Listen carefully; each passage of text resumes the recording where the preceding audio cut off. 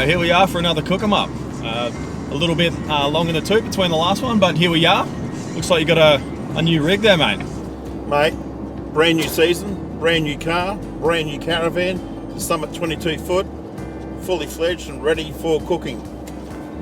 Mate, she's pretty, but with my skills and your rig, mate, we'll be able to define glamping. Mate, if that's a dare, I'm up for it. Mate, let's get in to do some CookemUp.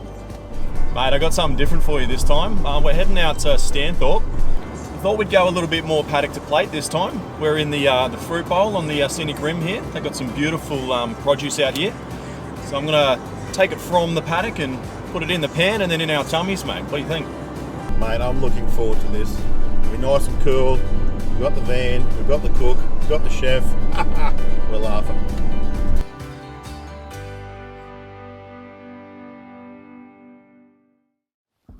That was a really good drive out here today. It was. Out to Upple. Upple, out here at Stanthorpe. Upple with apples. Correct. And John and Rosie.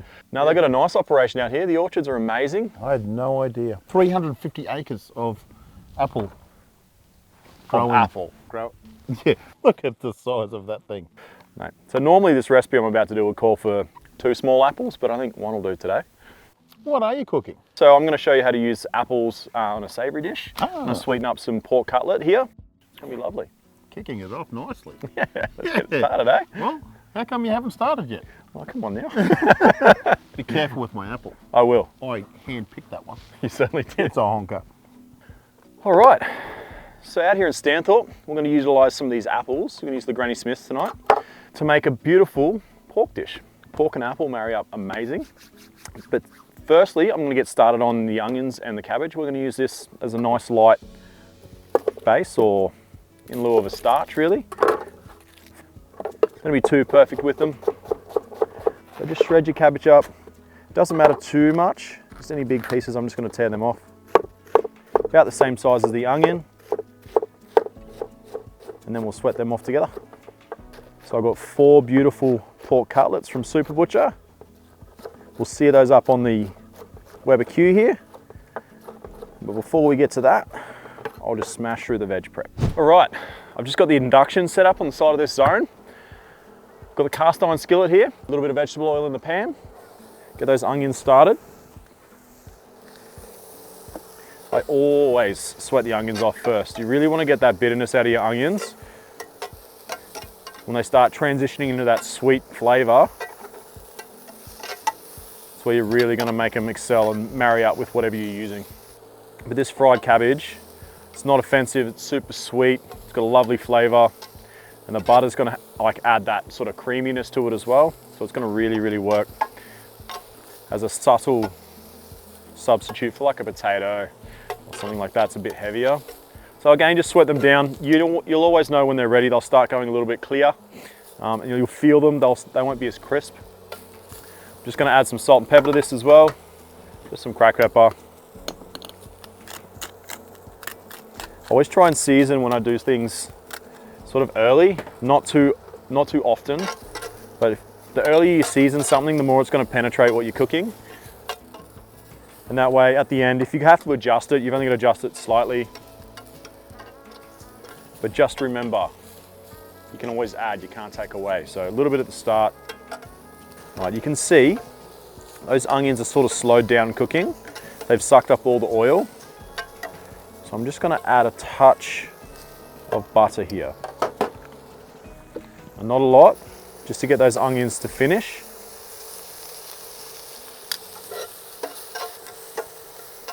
Yeah, you can almost see almost instantly, as soon as I've added that butter, the onions have started soaking it up. They're starting to soften up. All right, a little bit of garlic.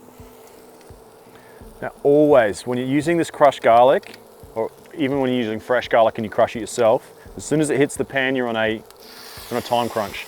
That's gonna cook really quick. Now fortunately, there's a lot of moisture in the cabbage, so that's going to drop some moisture in there and stop those crushed pieces of garlic from burning. All right, so I'm happy with how those onions are coming up. They're still a little bit crisp, but by the time the cabbage has sweat down, it's gonna be a beautiful married up flavor. Right. Now, as I said before, this is gonna look like too much. You're like, what am I gonna do with all that cabbage? I'm gonna sweat it down. With this dish, we're just gonna have the cabbage, and then we're gonna top it with the pork, and then finish it with the apples and the sauce. A little bit more seasoning, salt, that's gonna assist the cabbage to release its juices. A little bit of pepper. We'll just start slowly sweating that down. All right, it's gonna take about, I don't know, 5 to 10 minutes on a medium to high heat. All right, when it's sweat down, we'll take it off. We'll get started on the next bit. All right, so you can see what I was talking about. All that cabbage is sweat down. Now I'm taking it off. It's still got just a little crunch on it. Not crunch, but it's still got a little bit of firmness to it. It's perfect. All right, so I'm just gonna take it aside, then I'm gonna get the apples started, all right? All right, so I set the cabbage aside. Just got a little bit of oil on the pan. I'm gonna start searing off the apples. Gonna add a touch of sugar, flame them off with the rum, and finish off with some butter and some stock. That's gonna be our sauce and our little apple garnish. And then we're gonna get the pork cutlets on the grill and we'll put it all together. All right, so the pan's just getting hot now. We gotta be really gentle with this part because the apples will break up and go mushy, but I don't really want that. I just wanna cook them out so they're just a bit tender and they're not super sweet. Just a touch of salt. It's probably gonna take about 5 minutes to get them all colored up, all sides, and I'll show you how we're gonna flame them off. All right, so these apples are all nice and colored up now. What I'm gonna do, so I'm gonna add a little bit of this sugar. I've got about a tablespoon of raw sugar here. I like the raw for this application because it's got that sort of already caramel, sort of earthy flavor happening to it. You can use caster or whatever you like. White sugar, it's all gonna work the same really. You're just gonna get a subtle different flavor profile. But a little bit of sugar on those apples. Gonna start canning a little bit. Gonna hit it with a touch of rum, and you ask Adam, like, why? Why a little bit of rum? I want a little bit of fire because it's gonna take that sugars in those apples just that little bit faster, a little bit harder. So you're gonna get like a real quick sear. The temperature is a lot higher. So that's why we flame like that. Just get that ferocious heat real quickly, and then we can just come back down and just use that butter there to round it out. So we're gonna get almost like a butterscotchy sort of flavor to these apples. Then just add a little bit of stock to round them out. Then just let them tick over. Finish off softening up. While that's happening, we'll get the pork ready. Nice sweet buttery sauce there. All right, so we're just gonna sit that on low while we make the pork.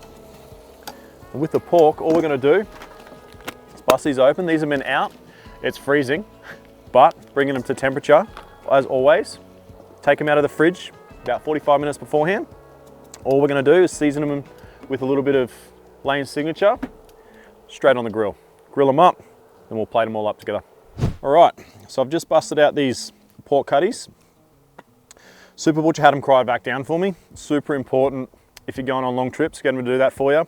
They're gonna last 3 or 4 days longer, which is crucial when you're out in the bush. But also then you can just take them out of the fridge, leave them on the bench, not have to worry about critters and things like that. They're all sealed up.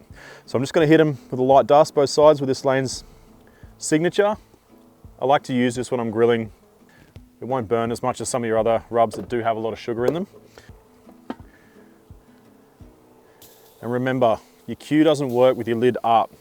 So make sure whatever you're cooking, you can get on there and get the lid down. But yeah, with the Q, lid down, will be about 5 minutes aside. Should get us nice medium rare. Use your digital thermometer, take it to 65 internal. You'll never have drama. See you in about 10 minutes. All right, so I've just warmed the cabbage onion mix back up again. I've taken the apples off, so the glaze and the sauce is all through the apples. It's time to plate up. Plate it on this long serving platter here. just so we can dump that on the middle of the table. Everyone can sort of grab what they want. Plate it up nicely with these cutties just on top. We've got some beautiful fresh off the tree Stanthorpe apples, Granny Smiths, or Upple. That big bad boy we used at the start. A little bit of that butter glaze. There you go, guys. Pork cutlets, Granny Smith apples, Stanthorpe. All right, Glenno, come check this out, mate. Now you tell me, how would you feel if someone served this up for you at a campsite? They are. Oh my goodness. That's too good to pull apart. No, it's not. It is. Well, we're gonna, but that's that apple we got pork, from the vines. apple, Yeah. Cabbage. cabbage, yes. That's that glaze you can see oozing out. Are you going to serve me up? Yeah, let's do it. That just, oh mate, it looks too good to pull apart though, doesn't it? That's all right. That's I'll let you do it though. Is that sour cream? No, it's just cabbage. Just cabbage. That's that onion, cabbage, garlic. Yeah. Literally just a little bit of salt and pepper and butter. Smell cooking from over there. Mm-hmm. That fire's nice and warm actually. We're going to need that. She cold. All right, mate. Take that over the fire. I'll meet you over there. Thank you, mate. Mate, I'm going to have to start without you. You're right, you're right. Get this apple into me. I was sort of half listening to what you were doing before. Yep. I can only take half the credit for those apples. It's the... But the flavouring in that, what did you do there? So what you can taste there is just the colour of the apple. It's mostly the apple, the hero. But that little bit of rum and flaming it off just chars it that little bit, so it gets those sugars going. That was what I got to say, it's like sweet. Yeah. You really want to use that Granny Smith because it is tart, and that little flambe there is going to sweeten it up. Get those sugars, those natural sugars caramelised. It works really well with the pork, right? Apple and pork is magnificent. 100%. Oh, colour, wow.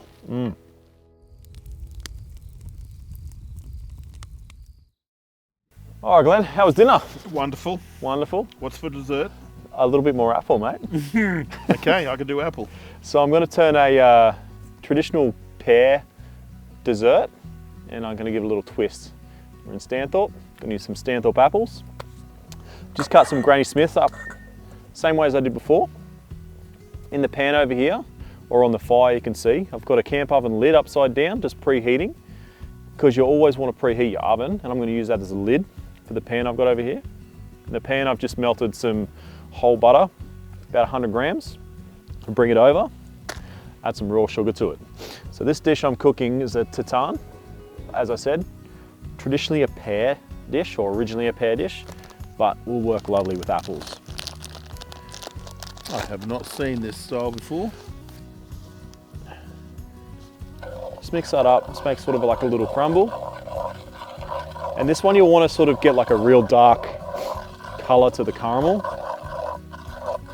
So we're going to add the apples early, make them a nice little mound shape in the middle, and when it cooks, that sugar's going to caramelise.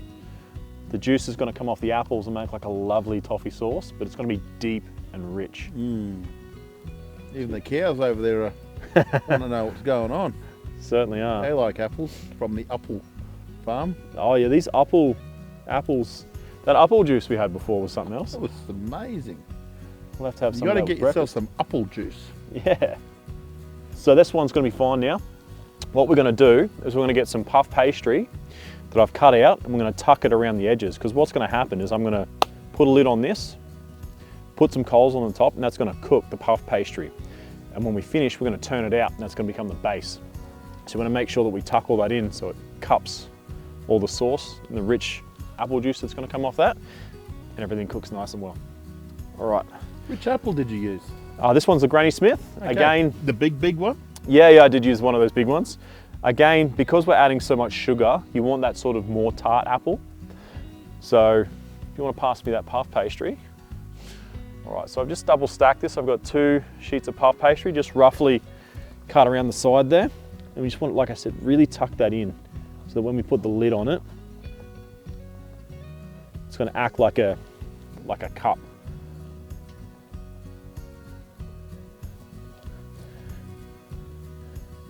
And then we're going to turn it out into a beautiful little pie. Do you want to do the shoveling or the lid? So I was wondering how you're going to get that on top of that. Grab a set of tongs. Okay. Be a legend. Oh, you found the hook, mate. I found the hook. Mate, just placed it right on top of that bad boy. The bad boy. Bring back the bad boys. Certainly. All right, so that's nice and warm, like really warm. So that's going to start heating from the top. What we're going to do now is get the pan on top of the coals, and Glenn's going to shovel some of the coals from the bottom onto the top, so we get that nice circular heat. The right amount of coals, you're going to keep it about 150, 160. So you'll get that nice kick in the pastry, and it'll cook on top, which is really what we're after.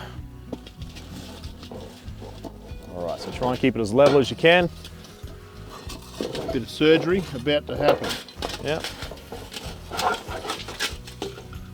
Nice. See how bright red those coals are? It's going to keep that metal nice and warm on top. More? Load it up, yep. You want to get like, at the start of this, to get the pastry really kicking, you want it up around about the 200 to 225 degrees. So that's going to be 250,000. Yep, that's probably enough there. And then as those coals die down, it's going to drop down to a natural probably 150, 160. So if you want to get me like a nice level bit there. All right, we've got that nice and level. Just keep an eye on it. That should be about 15 minutes to 20 minutes. About halfway, I'm just going to have a little peek to make sure that pastry's not burning or that it's still cooking. While that tartan's cooking, I'm just going to punch out a real quick rum cream. So it's just basically like a chantilly, but instead of your vanilla essence, I'm going to use some rum. I'm just going to put 1/4 cup of sugar in there, 1/4 cup of rum. Delivery chip. Oh, I gotcha. Thank you. No worries. One for me. Get that moving. And then cream, which I left in the fridge. I'll be back. So I've got the cream. So again, this was just 100 grams of sugar, about 1/4 cup of rum. I'm just going to add the cream. We're going to do it in 3 parts. First part, we're just going to get the cream in there mixing, because the rum's going to want to stop the cream from getting thick. So we're just going to get in there and mix it and start it going. It's just like any other whipped cream you've ever made, really. Just flavoured a little bit differently.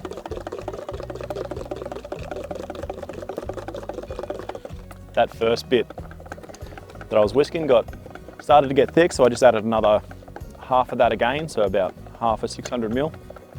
That's got to be enough for what we need. So as you can see, it's sort of starting to thicken up a bit now. I'm just going to take it till it's nice and thick. You just got to be careful. It's one of those ones that when it starts getting thick, it'll get thick quick. You don't want to make your cream and butter, so it's too much effort for not the right outcome. Thanks, mate. Just knock those coals off. I'll have a little peek inside there. All right, the tartan is ready. Glenno, if you want to rip it off and just sit it down over here, just next to this will be fine, mate. Which looks amazing. It's got to taste even better. Yeah, so what we're going to do now is I've got a big board over here. You want something that's going to fit over this, so when we turn it out, it's going to turn out and not make a mess, all right? So let's see how we go. I want nothing to do with this. Here we go. Yes! Made a little bit of a mess, but that there is an apple tartan. Get rid of the smoke for you. So what you're looking for is that beautiful toffee caramel there, the apples to be cooked and your pastry to be puffed. This one's going to cut up beautifully. Ready to have a pastry? I'm ready. All right. That looks absolutely amazing. I can't believe it. All right, Glenn, so that's an apple tartan. I just finished it with that rum cream that I made, and you can sort of see that sugar's toffied in there, so it should be pretty special. Let me know what you think. Yeah, I do have a sweet tooth.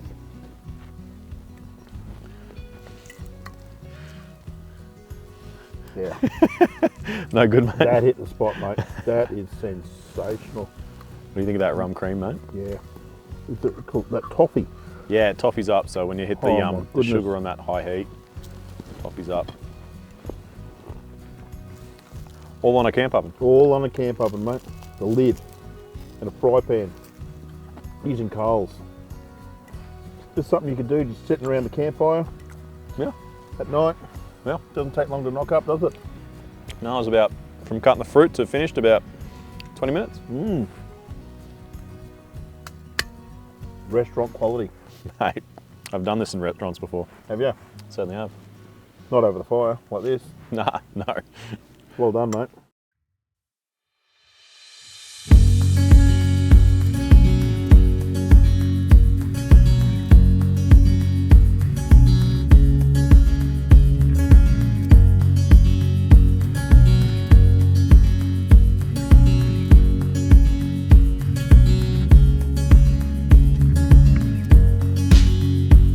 Here we are at the apple farm. Some beautiful fresh apples here, out here in Stanthorpe. Gonna make a beautiful buttermilk pancake, butterscotch maple apple breakfast this morning. A little bit of bacon, it's gonna be beautiful. Well, to get started, you always wanna make sure when you're making buttermilk pancakes or any pancakes, you get them done about 10 minutes before when you're mixing them up, just so everything's got a chance to relax and it's not too tight. I've got 2 cups of self-raising flour in here, 2 cups of buttermilk. Straight in. I have a tablespoon of sugar and a teaspoon of salt. Now, I don't want to put too much sugar in my pancakes because I'm going to add maple syrup. I'm just going to mix that up. I've also got a 1/4 cup of milk here. Buttermilk's a lot thicker, so your consistency is going to end up a bit thicker, but I'm just going to adjust it with some of that milk as well. And your pancake batter for a buttermilk pancakes will be a bit thicker than normal anyway. But yeah, you just want to make sure you give yourself a bit of time. Get that batter out first and rest it, and then we'll get started with the rest of it. So what I'm going to do now, that's all mixed up. You can see it's nice and smooth. It's really activating, see it bubbling away. We'll get started on the next bit. So what I'm going to do is I'm going to do my prep. So I'm going to peel my apples, cut my apples. I'm going to cut up some butter, and then I'm going to cut up the bacon so I can get the board out of the way and we can start cooking. Get the gas cooker over here. Granny Smiths, pink ladies, or anything like that. Jazz apples, they're a bit sweeter. We're adding extra sugar, so use a tart one like your Granny Smith. If you happen to be lucky enough to get one this big, you probably only need one for probably 4 people. All right, so I'm just slicing these apples through. I'm just gonna make them about yay thick because it's gonna be a fast cook in the pan. And you want them to cook through, not mash, but be cooked through in the same time it takes to candy up that maple syrup for the butterscotch. Yeah, so just cut them nice and thin. I'm gonna do them like this because I know they're gonna sit nicely on the top of the pancake. But again, like I said, you can dice them up, whatever you like. There's no rules really. It's breakfast, don't be too complicated. All right, we'll get those to the side, all prepped up. I'm just gonna cube up some butter so I can chuck them in the pan when I'm making my sauce, cooking the apples, and then we'll cut up the bacon. All right, so I got this bad boy from Super Butcher, of course. It's just a Byron Bay pork wood smoked bacon. Add a nice little amount of smokiness to this breakfast. Now I always take the rind off. It's just one of those things I don't like to deal with. If you're gonna cook it whole, chuck it on a burger, it's all right, as long as you can cook that rind out. But today I'm gonna dice it up to nice pieces, so I don't really want it. Now we don't need a lot. We're gonna have probably 2 rashers there. Slice it up with your knife, just whatever's gonna come up. We're just gonna sprinkle it on at the very end, nice and crispy. So you're gonna get the sweet, salty, beautiful pancakes. It'll be amazing. All right, so now it's time to build it all. So I'm just gonna start by crisping the bacon up, straight into the pan. This beautiful gas cooker we picked up. So yeah, we'll just get that crisped up. All right, so that bacon's crisped up beautifully. Just gonna put this in the bowl over here, wipe this pan out, and then get started on the pancakes. All right, you'll notice a little change in the scene here. It was a bit windy for the old gas cooker, but thankfully, the old zone's got power for us. So I've got the induction set up here. All right, so I've just seasoned the pan. You notice there's probably a little bit more oil in there than you'd normally cook with. And seasoning the pan isn't what you think. It's not adding salt and pepper and all the rest of it. So seasoning metal is when you add oil to it and burn it off a little bit. It's gonna create almost like a little non-stick. Just gonna season it up a little bit, pour out some of that excess oil, we'll get started making some pancakes. All right, so she's nice and warm in the middle there. All right, she's on. Drop a little bit of butter in there, let that melt. All right, now these pancakes have been, well, this pancake batter has been resting for about 15 minutes, I'd say. I'm just gonna ladle it in. Spread it out. The buttermilk is a little bit thicker. It's not gonna run like your normal pancake batter. So put enough in there and just let it settle. Now remember, the buttermilk pancake will fluff up immensely. And same as always, just wait till it bubbles up through the middle. Give them a flip and keep it going. So I'm just gonna make a stack of them. Once we've done that, we'll get started on the butterscotch apples. All right guys, the induction's pulled through for us. I've got our stack just finishing up now. All I'm gonna do is I'm just gonna cover that with a clean tea towel. Keep them warm. And get started on the apples. So I'm just gonna grill the apples, a little bit of butter, a little bit to start with. Grill those up. So I get a nice color on them. And then I'm gonna add some maple and some butter to it. All right. So like I said, just grill those apples up. And we got some color on them. Show you what we're doing next. All right, so I've just punched out all the apples, got the bacon crisp up ready to go. Now I'm just gonna make the maple butterscotch. All right, so just on with a little pan. Keep some of that butter from the apples. You can get all that flavor in there. A little bit more butter. And the maple syrup.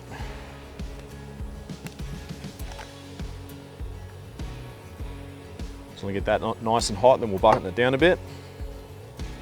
Get a beautiful little glaze to go on top of our pancakes. All right, so that's bubbling away beautifully. Nice and syrupy. It's getting that butterscotch smell to it, so we've got a nice combination of both the maple and that caramelized sugar flavor as well. So that's perfect, ready to go. All right, so I'm just gonna add the bacon to that so we can warm it back up, get those flavors infused in there as well. All right, yum, yum, yum, yum. So pancakes, a couple each.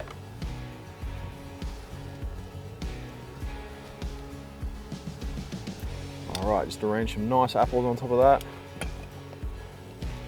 Beautiful fresh Granny Smiths grilled up out here from Upple, out in Stanthorpe. All right, Glenno, you ready? Mate, I am ready. Let's do it. Hey, have a look. I've been over with Rosie this morning. Oh, yep. What you got there? Apple juice. This is a whole apple in a bottle. Lovely. Minus the core, obviously the seeds. Yep. What do you call those? Green apples, your Granny Smith. Yeah, you got some Granny Smiths in then those you got ones? your pink ladies. Lovely. Apparently this is a sweeter one of the two. Yeah. A whole apple in that one little bottle, you reckon? Minus the seeds. Wow. Apple. We'll have some of that with breakfast, eh? Deliciously drinkable. Yeah. Whole apple in a bottle. All right, you good to go? Yeah, mate. This looks good. Sweet. This one's going to be lovely. Can I try it here?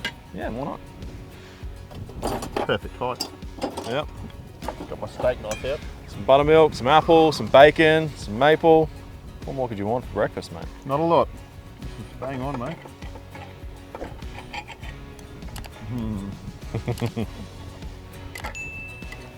Isn't it good? We can cook with apple. Yeah. But throwing bacon in, that just sort of Apple and pig, right? hits it for six, eh? A few things marry up better than apple and pork, my man.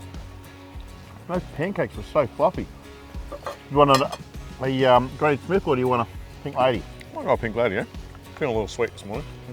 All right, you do want a crack too. All right, I'll go the green. Granny apple. Yeah. Yeah, wow. That's amazing.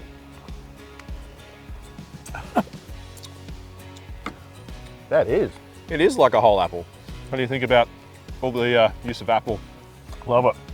What a great place this is too. Out here at Stanthorpe. John and Rosie have been fantastic. So inviting for us and letting us, showing us through their factory and all these big massive apples and these apples. And that production was amazing, so clean.